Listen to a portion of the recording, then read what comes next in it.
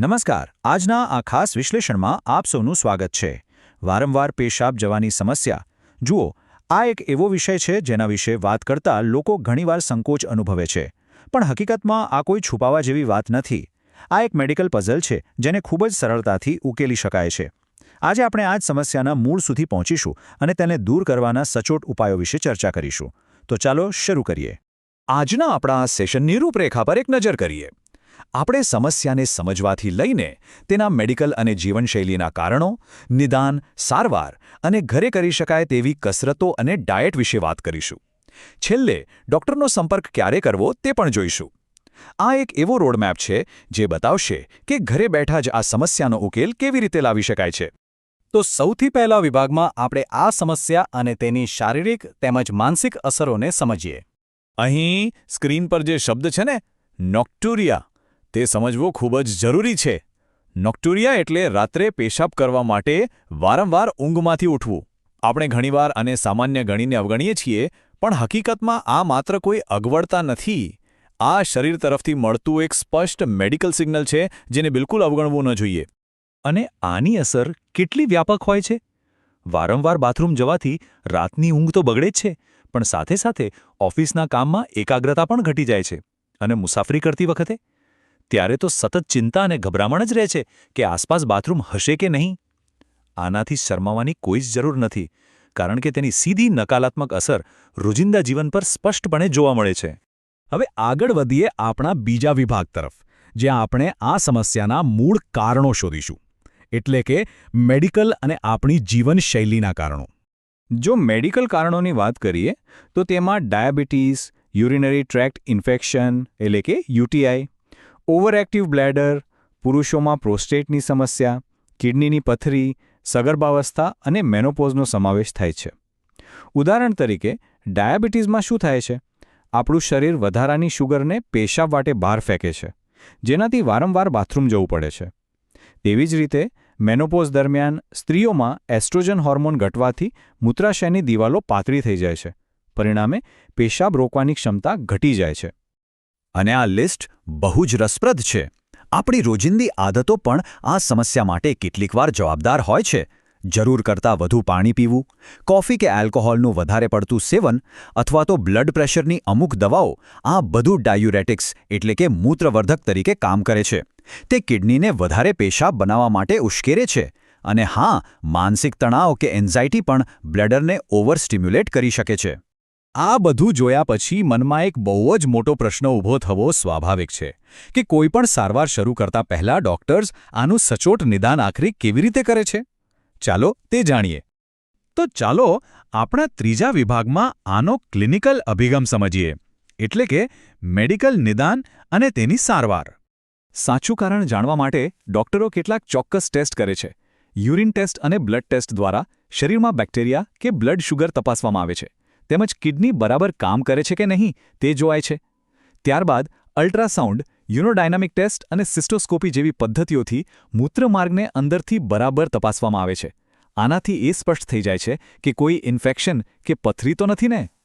હવે એકવાર સાચું કારણ પકડાઈ ગયું એટલે સીધી તેની ચોક્કસ સારવાર શરૂ થાય છે. અહીં ટેબલમાં આપણે જોઈ શકીએ છીએ તેમ, જો ડાયાબિટીસ હોય તો ઇન્સ્યુલિન અથવા મેટફોર્મિન અપાય છે. યુટીઆઈ માટે એન્ટીબાયોટિક્સનો કોર્સ અને પ્રોસ્ટેટની સમસ્યા માટે આલ્ફા બ્લોકર્સ કે સર્જરી સૂચવવામાં આવે છે.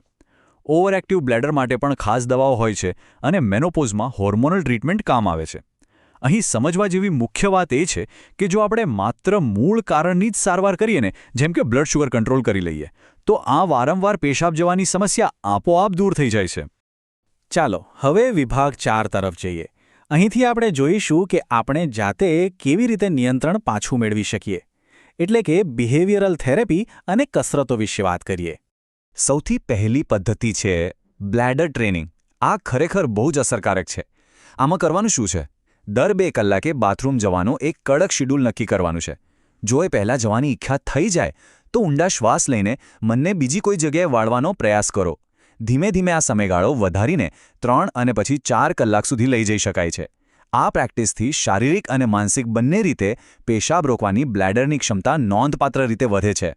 હવે અહીં સૌથી રસપ્રદ બાબત આવે છે, કેગલ એક્સરસાઇઝ. આની સાચી રીત કઈ છે તે જાણવું ખૂબ જ જરૂરી છે. પેશાબ કરતી વખતે વચ્ચે અટકી જઈને માત્ર એક જ વાર સાચા સ્નાયુઓને ઓળખવાના છે. બસ એક જ વાર હો. ખાસ ધ્યાન રાખજો કે પેશાબ કરતી વખતે આ કસરત રોજ નથી કરવાની. સાચી રીત એ છે કે દિવસ દરમિયાન ખાલી પેટે શાંતિથી બેસીને કે સૂઈને આ સ્નાયુઓને 5 સેકન્ડ માટે ટાઈટ કરવાના અને પછી 5 સેકન્ડ માટે ઢીલા છોડવાના. આ કસરત 10-10ના સેટમાં દિવસમાં 3થી 4 વાર કરવાની છે. સાથે જ ફ્લુઇડ મેનેજમેન્ટ એટલે કે પ્રવાહીનું યોગ્ય વ્યવસ્થાપન પણ એકદમ સરળ અને એટલી જ અસરકારક વ્યૂહરચના છે. આખું ગ્લાસ પાણી એકસાથે ગટગટાવી જવાને બદલે આખો દિવસ ધીમે ધીમે પાણી પીવાની ટેવ પાડો.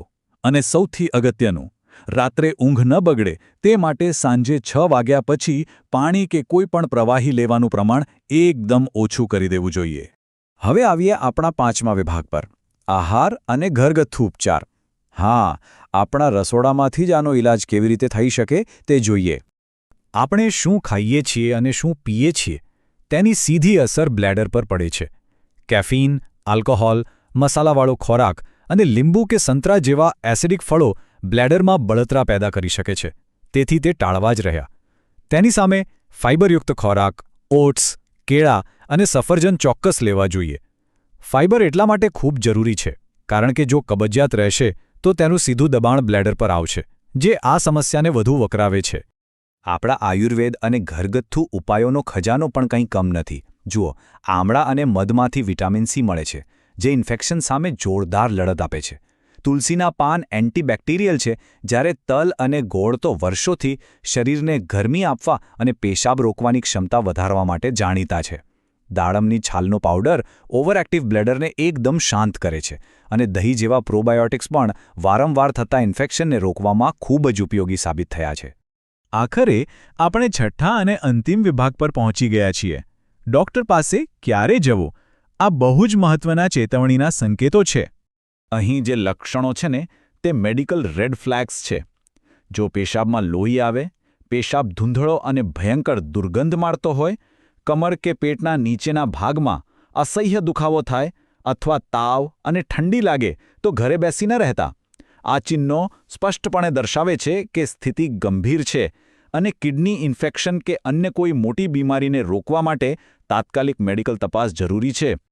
પણ એક અત્યંત રાહત આપનારી અને ખુશીની વાત એ છે કે 90%થી વધુ કિસ્સાઓ સંપૂર્ણપણે સાજા થઈ શકે તેવા હોય છે. જી હા, 90%થી વધુ. જો આપણે જીવનશૈલીમાં યોગ્ય ફેરફાર કરીએ, નિયમિત કસરતો કરીએ અને જરૂર પડે ત્યારે ડૉક્ટરની મદદ લઈએ તો આ કંટાળાજનક સમસ્યામાંથી કાયમી ધોરણે છુટકારો ચોક્કસ મેળવી શકાય છે. માટે જ શરમ કે સંકોચ રાખ્યા વિના યોગ્ય સમયે તબીબી સલાહ લેવી એ જ એક સ્વસ્થ અને અડચણ વગરનું જીવન પાછું મેળવવાની અસલી ચાવી છે. જો આમાંથી કોઈ પણ લક્ષણ જણાય તો અચકાશો નહીં, આજે જ એક્શન લો.